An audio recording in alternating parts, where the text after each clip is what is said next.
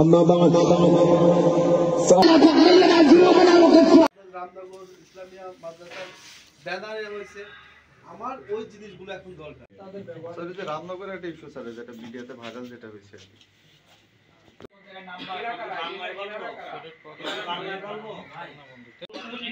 তেলাওয়াত কেমন সুন্দর হয় এই কারণেই মূলত এই ভিডিওগুলো করা হয়। আমরা তার ভাষায় যাই এই যে অস্ট্রনের শুটিং এটা এই যে আপনার মঞ্চ স্টেজ আছে কিন্তু সেটাকে যেভাবে করা হয়েছে এই বলতে তো ওটা তো শুধু কার্টুন করা আছে পুরো ভিডিওটা কাজ আছে।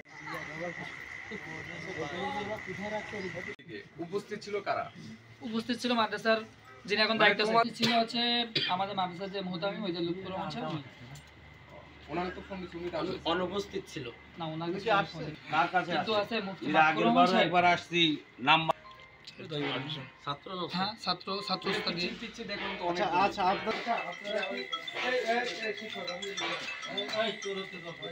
একটা অনুষ্ঠান ছিল মানে প্রতি বছরই আমাদের এখানে একটা অনুষ্ঠান হয় বাৎসরিক অনুষ্ঠান যে ছাত্ররা কে কত সুন্দর করে কোরআন তেলাওয়াত করতে পারে বা কত সুন্দর করে গজল গাইতে পারে কত সুন্দর করে আরবি বক্তৃতা বাংলা বক্তৃতা মানে কে কত সুন্দর করে দিতে পারে এটা প্রতি বছর একটা অনুষ্ঠান হয়। আর আসলে এখানে যে জিনিসটা ভাইরাল হয়েছে এটা আসলে এখানে এই অস্ত্র তো অস্ত্রই না, এটা আসলে ককশিট দিয়ে বানানো এবং শোলা দিয়ে বানায় তৈরি করে ফিলিস্তিনের একটা মানে করে একটা প্রদর্শনী করা হয়েছে। এটা আসলে কোনো রিয়েল কোনো বিষয় না এমনইভাবে।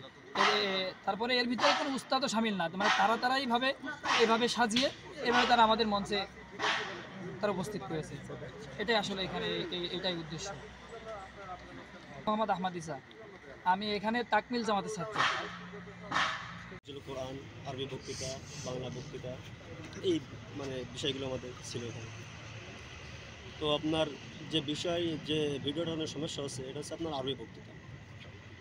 আর আরবি বক্তৃতায় ফিলিস্তিন হামাস যে যুদ্ধ হচ্ছে ছাত্ররা এটা প্রদর্শন করার জন্য আর কি সেই হিসেবে স্টেজে উঠছে আরবি বক্তৃতা। আর আমাদের হাতে যে বন্দুকের মতন যে সিস্টেমটা ছিল ওটা হচ্ছে আপনার ককশিট, অর্থাৎ ফুল শোলা দিয়ে ছাত্ররা কালার করে টেপ পেঁচায় ওটা আপনার একটা করেছে আর কি।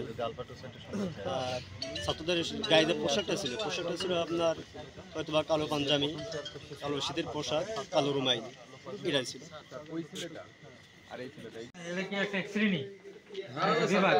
সম্বোধন করা আর